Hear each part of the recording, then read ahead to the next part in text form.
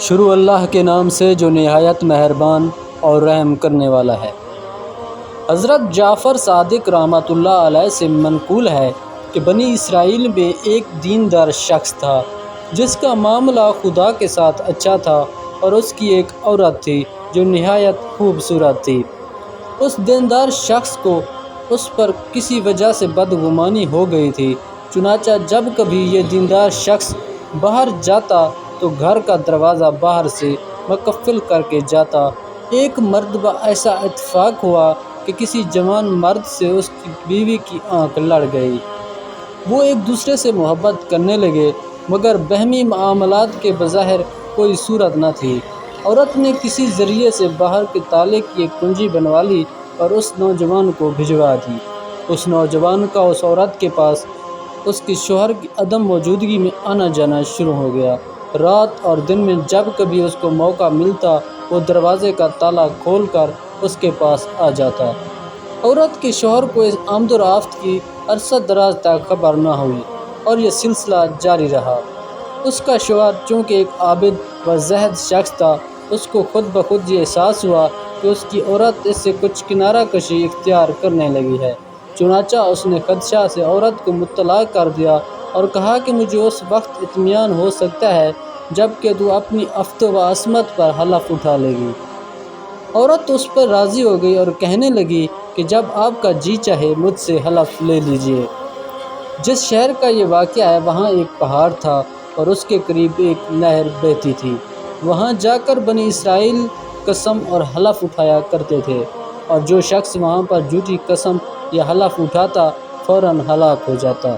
میاں بیوی کے درمیان حلف کی بات چیت کے بعد اس کا آشنا اس کے پاس آیا تو اس نے اس سے اپنے شوہر کی بدگمانی اور پہاڑ پر چل کر قسم کھانے کا قصہ سنایا۔ یہ سن کر وہ نوجوان پریشان ہو گیا کہ اب کیا کیا جائے۔ عورت نے اس کو تسلی دی اور کہا کہ گھبرانے کی کوئی بات نہیں، میں ایسی ترکیب کروں گی کہ سانپ بھی مر جائے گا اور لاٹھی بھی نہ ٹوٹے۔ فلاں دن فلاں وقت میں اپنے شوہر کے ساتھ قسم کھانے کے لیے اس پہاڑ پر جاؤں گی، لہٰذا تم بھیس بدل کر اور سواری کا ایک گدھا لے کر شہر کے باہر پھاٹک پر کھڑے ہو جاؤ، اور جب تم ہم دونوں میاں بیوی کو آتا دیکھو تو گدھے کو لے کر ہمارے قریب آ جانا۔ میں تمہارے گدھے پر پہاڑ تک جانے کے لیے سوار ہوں گی تو جلدی سے مجھے اٹھا کر گدھے پر سوار کر دینا، پھر دیکھنا کیا ہوتا ہے۔ چنانچہ جب حلف اٹھانے کا دن آیا تو اس دیندار شوہر نے اپنی بیوی سے کہا کہ چلو اس پہاڑ پر چلیں تاکہ تم وعدے کے مطابق حلف اٹھا کر مجھے مطمئن کر سکو۔ یہ سن کر وہ جلدی سے کپڑے بدلے بغیر چلنے کے لیے تیار ہو گئی اور کہنے لگی کہ میں پیدل پہاڑ پر نہیں جا سکتی۔ شوہر نے کہا چلو شہر کی پھاٹک پر کوئی گدھے والا کھڑا ہوگا، اس کا گدھا کرائے پر لے لیں گے۔ چنانچہ دونوں گھر سے چل دیے۔ جب شہر کے دروازے پر پہنچے تو عورت کا آشنا گدھا لیے ہوئے وہاں موجود تھا۔ اس کو دیکھتے ہی عورت نے آواز دی، او گدھے والے، ہم تجھ کو نصف درہم دیں گے، کیا تو ہمیں اس پہاڑ تک پہنچا دے گا؟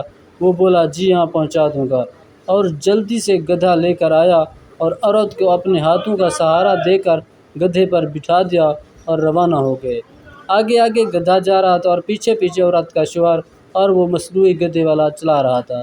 جب پہاڑ آ گیا اور گدھا سے اترنے کا وقت آیا تو عورت نے اس بہروپیہ کو آواز دی کہ گدھا پکڑے اور مجھ کو اتار دے۔ وہ آنے بھی نہ پایا تھا کہ عورت خود بخود گدھے سے گر پڑی اور اس طرح گری کہ اس کا 70 بہروپیہ کے سامنے کھل گیا۔ عورت اس کو بناوٹی گالیاں دینے لگی تو یہ بہروپیہ بولا کہ بی بی صاحبہ میرا اس میں قصور نہیں ہے، اور اس کو پکڑ کر زمین سے اٹھا کر کھڑا کر دیا۔ اس کے بعد وہ پہاڑ پر چڑھے اور جب اس جگہ پر پہنچے جہاں قسم کھائی جاتی تھی تو عورت نے اپنے ہاتھ سے پہاڑ کو پکڑ لیا اور شوہر کی طرف مخاطب ہو کر قسم کھا کر کہنے لگی کہ جب سے تمہارا اور میرا ساتھ ہوا ہے تب سے آج تک مجھے سوائے آپ کے اور اس گدھے والے کے کسی نے ہاتھ نہیں لگایا اور نہ دیکھا ہے۔ چونکہ یہ قسم ظاہر میں سچی تھی کہ سوائے اس کے شوہر اور اس کے بہروپیہ کے کسی تیسرے شخص نے اس کو چھوا تھا، اس لیے وہ پہاڑ زور زور سے ہلنے لگا اور زمین میں دھنس گیا اور بنی اسرائیل اس کو بھول گئے۔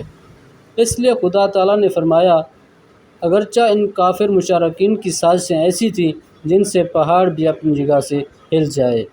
ایسی مزید سٹوریز کے لیے اس چینل کو سبسکرائب کریں تاکہ آنے والی ہر نئی ویڈیو آپ کو مل سکے۔ شکریہ، اللہ حافظ۔